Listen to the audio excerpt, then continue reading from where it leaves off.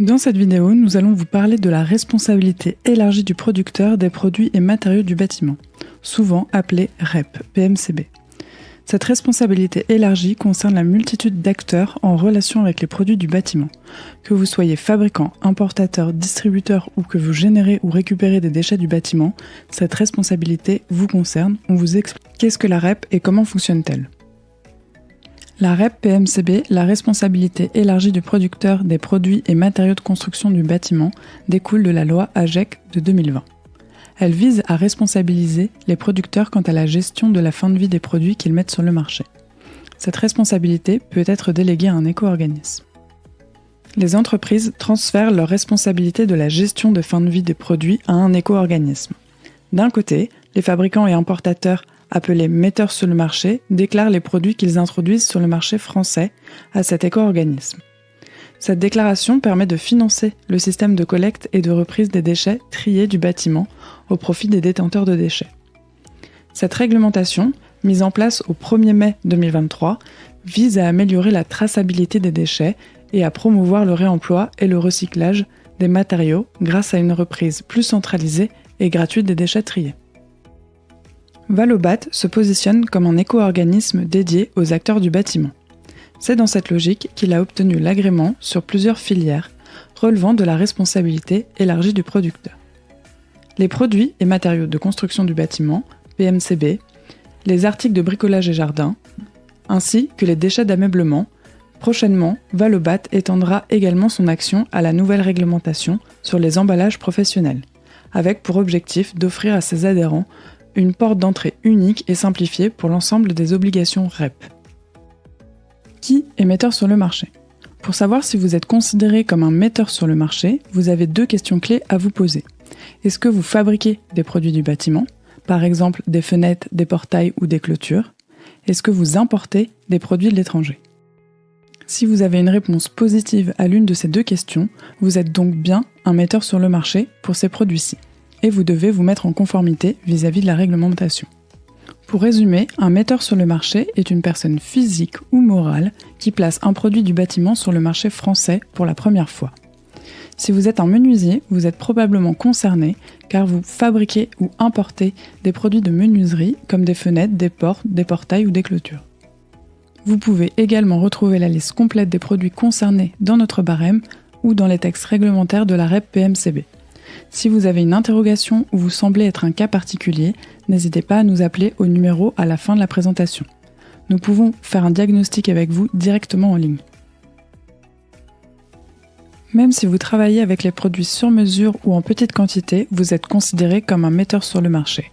Comme expliqué précédemment, si vous fabriquez, assemblez ou importez des produits, vous êtes considéré comme metteur sur le marché. Cela inclut la fabrication de produits tels que des façades ou des cloisons, même si elles sont assemblées sur le chantier. En tant que menuisier, vous réalisez peut-être ou importez des meubles comme des dressings, des cuisines ou des meubles de salle de bain. Ces produits sont également soumis à la responsabilité élargie du producteur, dans la filière DEA, déchets d'éléments d'ameublement. Valobat est agréé pour cette filière également. Vous pouvez donc gérer l'ensemble de vos obligations via la plateforme MyValobat adhérent et y retrouver les différents outils, barèmes et guides spécifiques à la filière sur valobat.fr. Nos équipes sont également à votre disposition par téléphone ou par chat pour toute autre question. Mais alors, si je suis considéré comme metteur sur le marché, que dois-je faire ? Nous avons vu dans la première partie la notion de metteur sur le marché et quelles entreprises sont assujetties au sens de la réglementation. Nous allons maintenant, dans cette partie, aborder les obligations des acteurs considérés comme metteurs sur le marché. Que devez-vous faire si vous êtes metteur sur le marché pour vous mettre en conformité réglementaire ? Vous avez 3 obligations. Vous devez adhérer à un éco-organisme tel que Valobat. Vous pouvez vous rendre directement sur le site valobat.fr pour effectuer votre adhésion.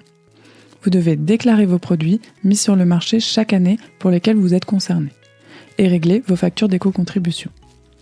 Et enfin, vous devez répercuter l'éco-contribution à vos clients. La première étape est donc l'adhésion. Si vous êtes metteur sur le marché, vous devez adhérer auprès d'un éco-organisme. Vous pouvez vous inscrire sur la plateforme MyValobat adhérent en vous munissant de votre numéro de SIRET et d'un cabis de moins de 3 mois. Une fois l'adhésion réalisée, vous récupérez un IDU, numéro d'identification unique, sous une semaine. Ce numéro est essentiel car il vous permettra de prouver votre conformité vis-à-vis des obligations légales. Vous devrez l'afficher dans vos conditions générales de vente et sur votre site web si vous en avez un. Une fois que vous avez réalisé votre adhésion, vous pouvez accéder à la deuxième étape qui est la déclaration de vos produits pour lesquels vous êtes concerné. Nous avons deux types de déclarations. La première est la déclaration simplifiée pour les petites entreprises. Si votre chiffre d'affaires annuel est inférieur à 2 millions d'euros, vous avez la possibilité de bénéficier de la déclaration simplifiée. Dans ce cas, vous devrez uniquement déclarer votre chiffre d'affaires annuel et votre secteur d'activité. Ils serviront à déterminer le montant de vos éco-contributions. Vous devez déclarer l'ensemble du chiffre d'affaires de la société. Le deuxième type est la déclaration dite générale, c'est-à-dire par ligne de produit. À noter que si vous êtes éligible à la déclaration simplifiée, vous avez également la possibilité de choisir la déclaration générale qui se fait par ligne de produit. Dans cette dernière, vous devez déclarer les quantités de produits mises sur le marché au cours d'une année, en fonction des différentes typologies de produits. Pour consulter les barèmes applicables, vous pouvez utiliser le moteur de recherche sur le site Valobat ou télécharger le fichier Excel. Ce fichier vous fournira une vue d'ensemble détaillée des barèmes de produits et vous permettra de filtrer par catégorie. Pour le secteur de la menuiserie, vous retrouverez vos produits dans les catégories menuiserie, façade, cloison et aménagement extérieur du barème. Vous constaterez que certaines lignes de barème ont des éco-modulations associées aux produits. Ces éco-modulations sont applicables pour les menuiseries à partir du 1er juillet 2025, à la date d'application du nouveau barème. Vous observerez qu'il se distingue par le changement des 2 derniers chiffres du code produit Valobat. C'est le code barème qui vous permettra de différencier les produits bénéficiant de l'éco-modulation ou non. Nous reviendrons sur les éco-modulations après cette explication du barème. Nous vous rappelons que vous devez déclarer les produits pour lesquels vous êtes assujetti, c'est-à-dire pour lesquels vous importez ou vous fabriquez. Le barème de déclaration de la menuiserie est simple. Il est basé sur les lignes de produits sans distinction de matière ou de dimension. Ici, vous avez un exemple de la ligne fenêtre. Par exemple, si vous fabriquez ou importez des fenêtres en bois, en métal, dans 3 dimensions, fenêtres standard, fenêtres sur mesure et porte-fenêtres vitrées, vous déclarez l'ensemble de ces quantités sur la ligne de barème fenêtre. La ligne de barème est également illustrée par des exemples qui permettent de vérifier que vous êtes dans la bonne ligne de barème. Si vous avez une hésitation sur un produit en particulier, n'hésitez pas à nous appeler, nous sommes là pour vous aider. Les produits de la filière menuiserie sont principalement à déclarer à l'unité, porte, escalier, volet, et certaines unités spécifiques ont été travaillées avec les acteurs de la filière pour simplifier cette déclaration en se basant sur les unités de vente du produit, comme les garde-corps, qui sont au mètre linéaire, ou bien le grillage qui est à la tonne. Attention, certains logiciels de chiffrage et de facturation du marché, propres aux menuisiers, intègrent directement les barèmes Valobat dans leurs outils. Qu'est-ce qu'une éco-modulation ? C'est un mécanisme de bonus-malus visant à ajuster les éco-contributions des produits en fonction de la performance environnementale. Cette approche vise à inciter les fabricants à concevoir des produits avec une meilleure performance environnementale en modulant les éco-contributions. Vous pouvez donc voir si votre produit peut bénéficier d'une éco-modulation selon différents critères. À partir du 1er juillet 2025, date d'entrée en vigueur du barème 2025, vous avez également des éco-modulations associées à la ligne du barème. Nous allons illustrer les éco-modulations à l'aide de cet exemple. Pour les menuiseries, il est possible de bénéficier des éco-modulations selon 3 critères. La première concerne l'incorporation de matières premières recyclées dans les profilés. Si votre profilé atteint un seuil de pourcentage indiqué, vous pouvez bénéficier de l'éco-modulation. Vous devez donc déclarer la quantité de produits concernés sur la ligne de barème correspondante. La troisième et dernière porte sur l'utilisation de verre bas carbone dans les produits, justifiée par les FDES de votre fournisseur. Vous pouvez également cumuler plusieurs éco-modulations et bénéficier d'une baisse tarifaire encore plus significative. C'est un autre code barème qui cumule les différents critères. Qu'en est-il du rythme de déclaration chez Valobat ? La déclaration est annuelle chez Valobat, elle est à effectuer pendant la période de déclaration entre le 1er janvier et le 31 mars de chaque année, et porte sur les volumes de produits mis sur le marché l'année précédente.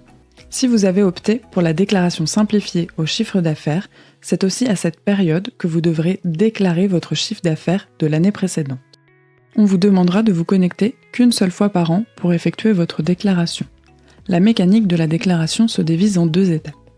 La première étape est la déclaration des volumes réels, qui porte sur les volumes de produits mis sur le marché entre le 1er janvier et le 31 décembre de l'année précédente.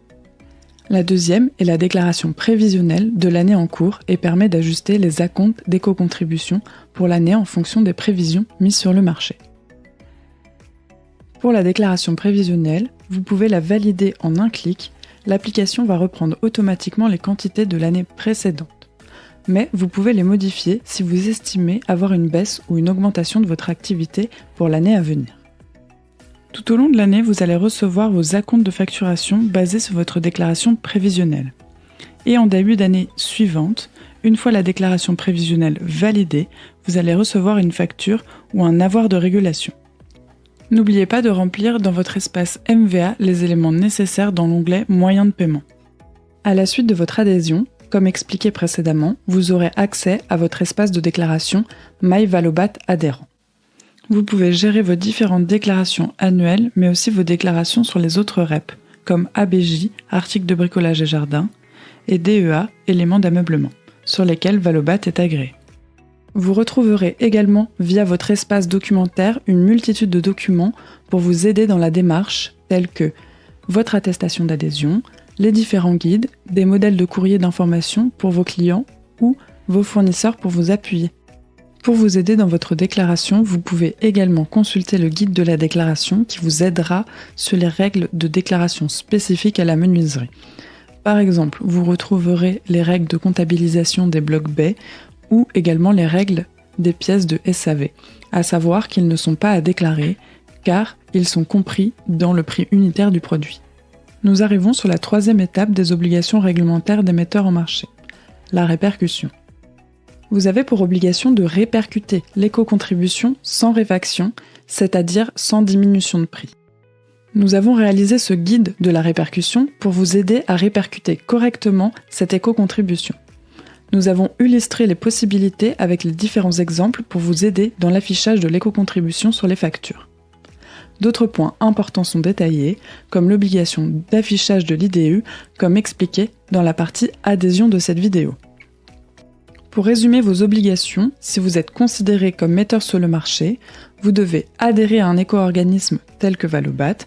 Vous pouvez vous rendre directement sur le site valobat.fr pour effectuer votre inscription. Vous devez déclarer vos produits mis sur le marché chaque année pour lesquels vous êtes concerné. Et vous devez répercuter l'éco-contribution à vos clients. Vous pouvez retrouver nos outils évoqués dans votre espace documentaire MyValobat adhérent ou sur notre site internet valobat.fr dans la rubrique Outils et ressources. Vous avez les différents guides, le guide de l'adhérent qui résume les principales thématiques et obligations de la réglementation, le guide de l'affichage et de la répercussion pour vous aider à afficher et répercuter l'éco-contribution, le guide spécifique de la déclaration de la menuiserie pour vous aider à déclarer vos produits spécifiques à votre secteur et la notice d'explication des éco-modulations. Enfin, un guide spécifique au métier des menuisiers a été également édité. Celui-ci synthétise en quelques pages la REP pour les menuisiers, pour la partie obligations réglementaires ou pour la partie gestion de déchets. Ce guide vous est destiné ou peut-être un outil de communication vers vos clients. Nous avons vu dans la première partie qui est metteur sur le marché au sens de la réglementation. Et si vous l'êtes, que devez-vous faire ? Pour rappel, un éco-organisme est une société privée à but non lucratif. Toutes les éco-contributions versées vont servir à financer la reprise gratuite des déchetteries du bâtiment. Les éco-contributions servent donc à financer les offres de reprise des déchets du bâtiment, mais financent également le développement de l'économie circulaire au sein de Valobat. L'économie circulaire est portée par 3 piliers chez Valobat, l'éco-conception, la recherche et le développement et le réemploi. L'éco-conception des produits est soutenue au niveau réglementaire par 2 outils, le plan de prévention d'éco-conception, dit PPE, et l'outil de recyclabilité de vos produits. Pour le PPE, vous avez obligation de l'établir puis de le suivre tous les 5 ans.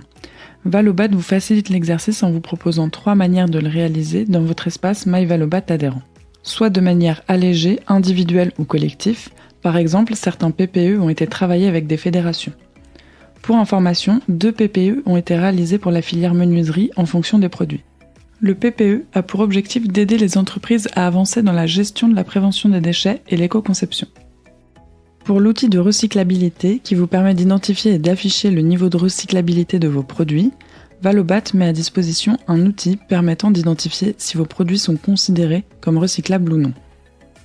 Un service complémentaire d'éco-conception est mis à disposition par Valobat. Si vous désirez faire avancer votre entreprise dans une démarche d'éco-conception, que vous soyez à un stade avancé ou débutant, Valobat peut vous accompagner à travers différents parcours d'éco-conception personnalisés. Vous pouvez prendre rendez-vous directement sur la page dédiée à l'éco-conception sur votre espace MyValobat adhérent. Valobat favorise l'innovation et la R&D au travers notamment d'appels à projets, qu'ils soient en phase d'expérimentation ou d'industrialisation. Enfin, le réemploi est un objectif majeur de la REP PMCB. Valobat s'implique aux côtés des plateformes de réemploi de ses adhérents qui souhaitent mettre en place des gammes de produits de réemploi ou via la mise en place de référentiels de réemploi. Pour plus d'informations, retrouvez-nous sur la page dédiée sur valobat.fr et via notre newsletter. Suivez bien nos communications et nos mails, il y a certainement un outil qui peut correspondre à votre besoin. Si vous avez une interrogation sur votre assujettissement, sur la déclaration ou sur une thématique abordée lors de cette vidéo, n'hésitez pas à nous contacter par téléphone ou par mail. Nous vous remercions de votre écoute.